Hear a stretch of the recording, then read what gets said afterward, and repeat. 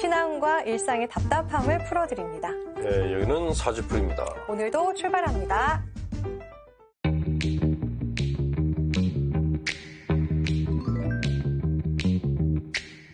자, 지난 시간에 이어서 다양한 사례를 통해 우리의 영성 심리에 대해서 한번 알아보도록 하겠습니다. 신부님, 제 영성은 어때 보이시나요? 이름하고 똑같죠? 오! 빛나는 영성. 진짜요? 예. 오, 너무 좀 신앙이 얕지 않나 이런 생각을 좀 하고 있었는데.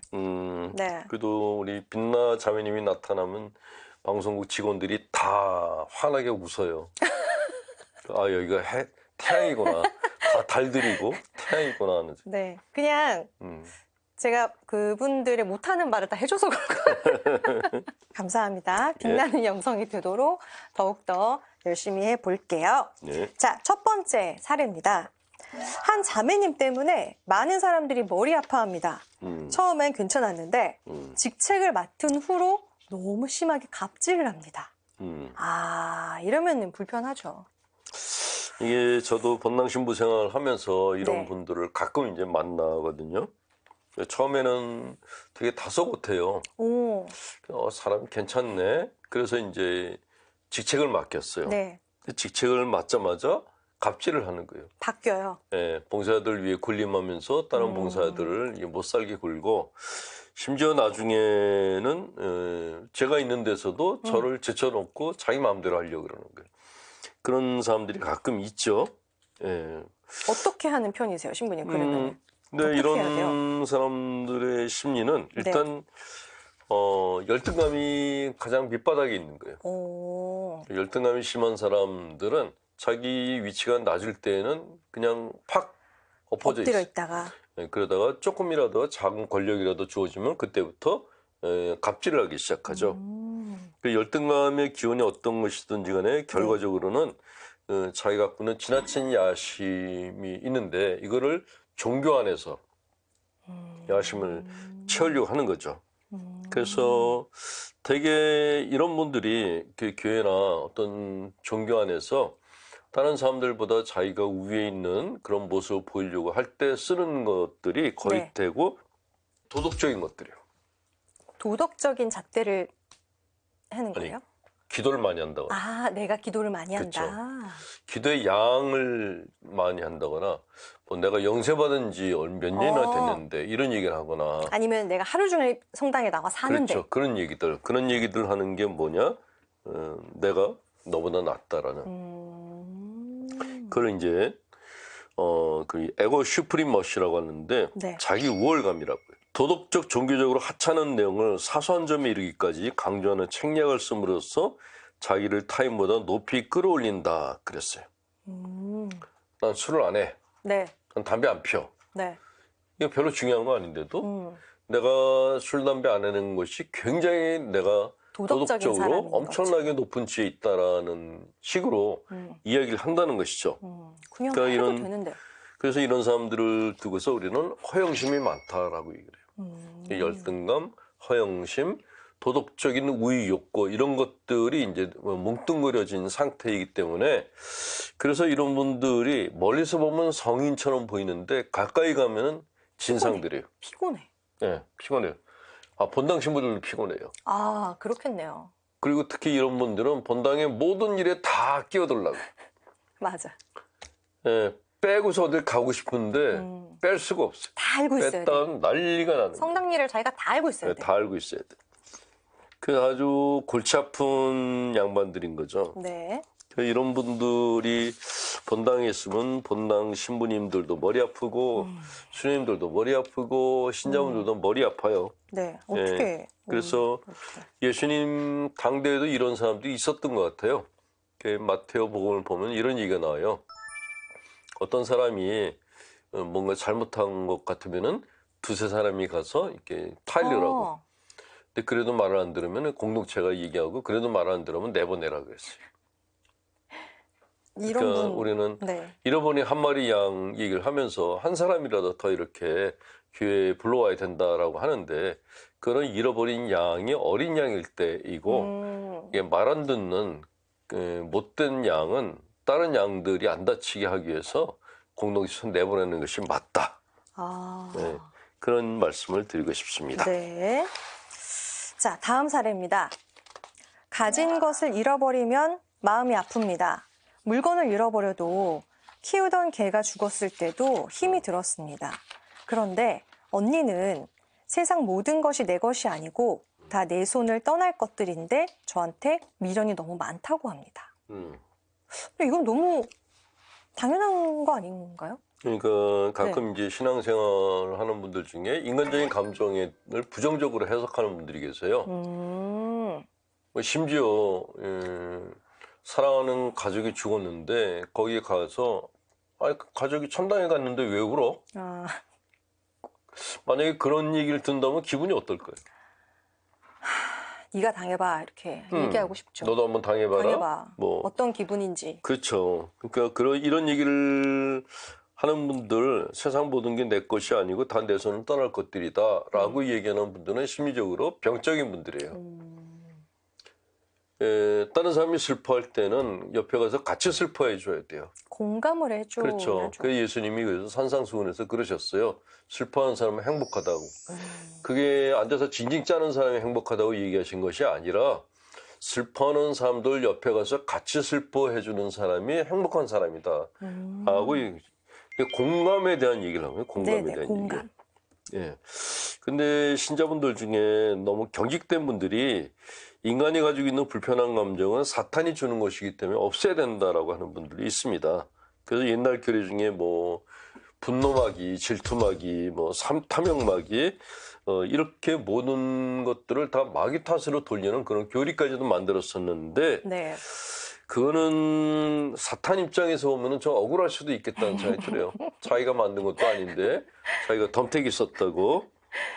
일단 이렇게 세상 모든 것이 내 것이 아닌데 미련을 갖지 말아라 라고 얘기하는 분들은 오히려 완전 강박증일 가능성이 굉장히 높아요. 그러니까 그걸 이제 영적 경도 현상이라고 하는데 네. 영성생활도 밸런스가 잡혀 있어야 되거든요.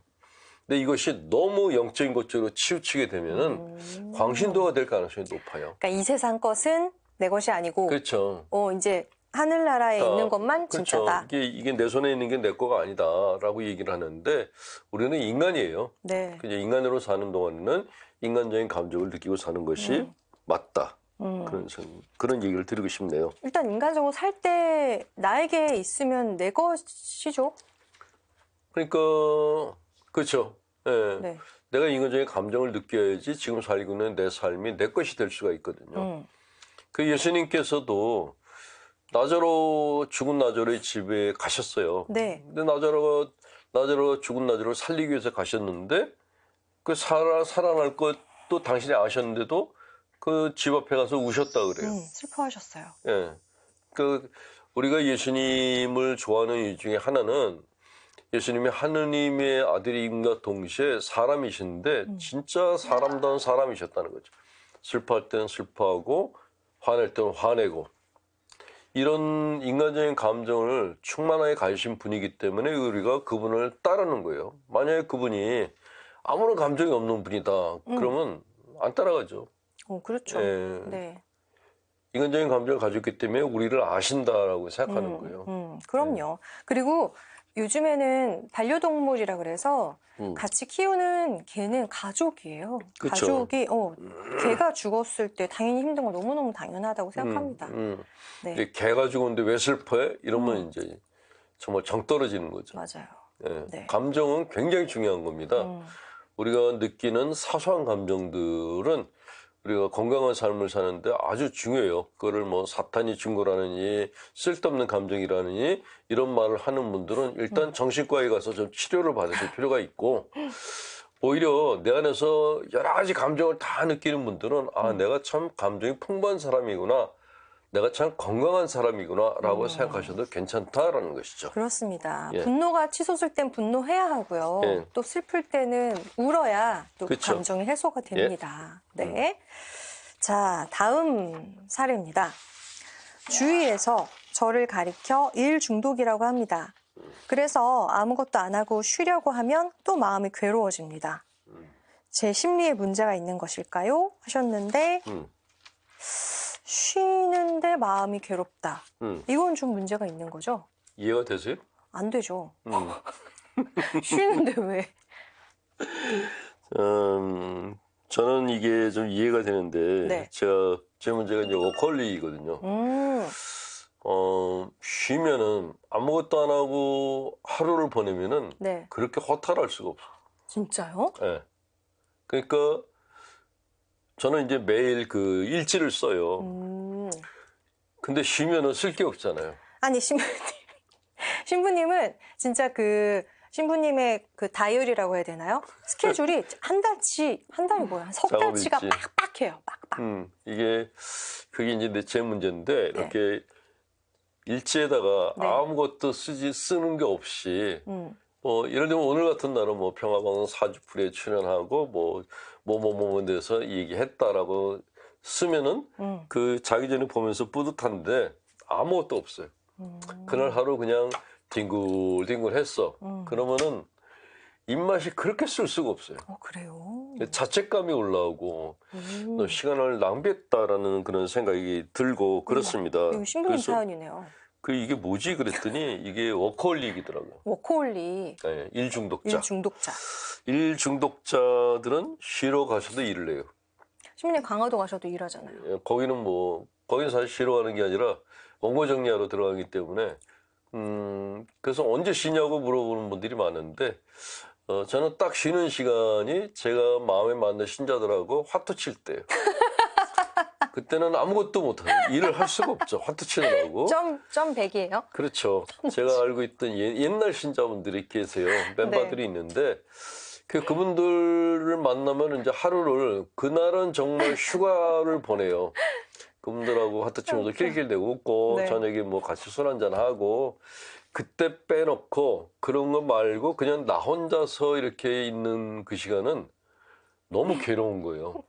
예. 그래서 되게 혼자 있는 시간은 그래서 저는 이제 강화도에 있는 네. 수도원회를 자주 들어갔는데 거기 들어갈 때 되면은 그러니까 보통 때 못 봤던 책들 보통 때 작업을 끝내지 못했던 것들을 차 안에다 다 싣고 들어가요.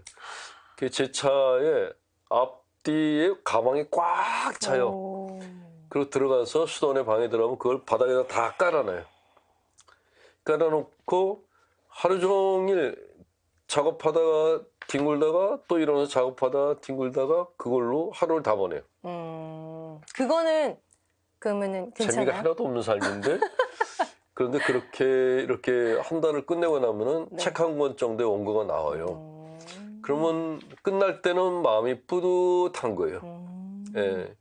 그래서 그 얘기를 했더니 어떤 분이 저를 보고 워커홀릭입니다. 네. 신부님 뒹굴댄다 하는 거는 책은 볼 수 있겠지만 그냥 아무것도 안 하는 거죠. 그냥 TV 봤다가 자다가. 그렇죠. 그렇게 먹었다가 자다가. 그러니까 그 뒹굴대는 것도 다음번 작업을 하기 위해서 에너지를 그렇죠. 모으기 위해서 뒹굴거리는 거지 네. 그냥 쉬려고 뒹굴거리는 게 아니기 때문에 맞아. 그래서 필요하죠. 충전하는 게. 네, 네. 그래서 강화도 수도원에 들어가면 보통 밖에 있을 때보다 일을 2배를 내요. 시간이 많으니까 시간을 보내야 되니까 이게 그냥 시간을 보내는 게 너무 싫어서 책을 보거나 원고 정리하거나 그리고 이제 지치면 이제 수도원에 있는 강아지 데리고서 산책 갔다 오고 그것이 하루의 일과죠. 그러니까 제 문제는 이게 제 삶에 의미가 있어야 되고 일이 있어야 된다라는 것이 너무 강해요. 신부님은 MBTI가 어떻게 되세요? 해보셨어요 혹시? 난해하다 그러더라고. 나는 I예요, E예요? 몰라요. 중구난방이라 그러는데 어쨌건 아무것도 하지 않고 쉬려고 하면 괴롭다고 하는 분들은 워커홀릭인데 네. 근데 이거 이게 처방이 안 되겠네요. 신부님도 그러시니까. 저 같은 경우는 뭐 도움이 될지 모르지만 네. 저 같은 경우에는 이제 지금 워커홀릭 상태에 빠지게 된 게 제가 신학교 들어가기 전에 젊었을 때 그때는 뭘 해야 될지 몰랐어요. 어떻게 살아야 될지도 모르겠고 할 줄 아는 것도 없고 할 수 있는 것도 없었어요. 그때는 정말 백수처럼 하루하루를 까먹었어요. 하루를 그냥 킬링 타임용으로 썼는데 그거에 대한 죄책감이 굉장히 오랫동안 남아서 지금은 그렇게 살면 안 되겠다라는 반대쪽 삶을 살고 있는 거예요. 그리고 뭐 제 나이가 이제 그 적지가 않아서 내가 이렇게 활동할 수 있는 나이가 몇 년이나 남았을까 생각하니까 살아온 날보다 일할 수 있는 날이 너무 조금밖에 안 남은 거예요. 그래서 더 알차게 보내시는군요. 그렇죠. 그러니까 80세까지 일할 수 있다 그래도 이제 한 10년 남짓밖에 안 남았기 때문에 이 남은 기간 동안에 뭔가를 남겨야겠다라는 강박관념이 생기더라고요. 신부님 그- 많이 남기셨어요. 그게 부족하다는 생각이 드는 거예요. 그러니까 이게 일 중독이라는 거죠. 그러니까 뭐 그만하면 괜찮아.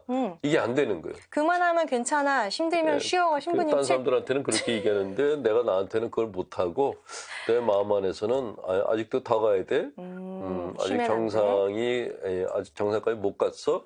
그런 소리가 계속 안에 있죠. 그게 일 중독자들의 공통적인 특징이에요. 어떻게 해야 돼요, 그러면? 화투 쳐야 돼요. 가만히 있으면 그런 생각들이 올라오니까 뭐 제가 화투라 그랬는데 네. 놀이를 하시는 게 제일 좋아요. 놀아라. 그렇죠. 혼자 있는 게 제일 안 좋아요. 그 다른 사람들하고 같이 게임을 하거나 대화를 하거나 수다를 떨거나 그러면은 얘가 약해져요. 이래라 하는 애가. 근데 혼자 있으면 얘가 혼자서 뭐 하는 거야? 맞아. 이래라고 이래. 소리를 치기 시작하죠. 맞아요. 그게 뭐 권리기예요. 오히려 진짜 이런 뭐 화투나 뭐 그런 것처럼 그냥 머리 안 써도 그냥 할 수 있는 거 있죠? 맞아요. 네, 머리를 그냥 게임, 안 쓰는 거. 보드게임 네. 이런 것들. 네, 그런 거 하셔도 좋을 것 같아요. 무궁화 그렇죠. 꽃이 피었습니다. 엄청 좋아요. 그래서 놀이맨발 구성하고 사시는 것이 일 중독자들한테는 굉장히 중요하다라는 그런 얘기를 드리고 싶어요. 네. 일 중독자로서 말씀하신 거예요. 이거는 정말 신빙성 100%입니다, 여러분. 하여간 긴 시간을 저렴한 비용으로 재밌게 놀 수 있는 거는 고스톱이더라고요. 고스톱 예찬론자. 알겠습니다. 자, 여러 사례를 통해서 우리의 영성 심리 상태에 대해서 한번 알아봤습니다. 내 마음이 지금 현재 어디로 가고 있나 궁금한 분들은요, 저에게 사연 남겨주세요. 오늘처럼 신부님과 함께 풀어드리도록 하겠습니다. 아래 주소 보이시죠? 이쪽으로 보내주시면 되겠습니다. 자, 그럼 일 중독자 신부님과 인사드리겠습니다. 고맙습니다.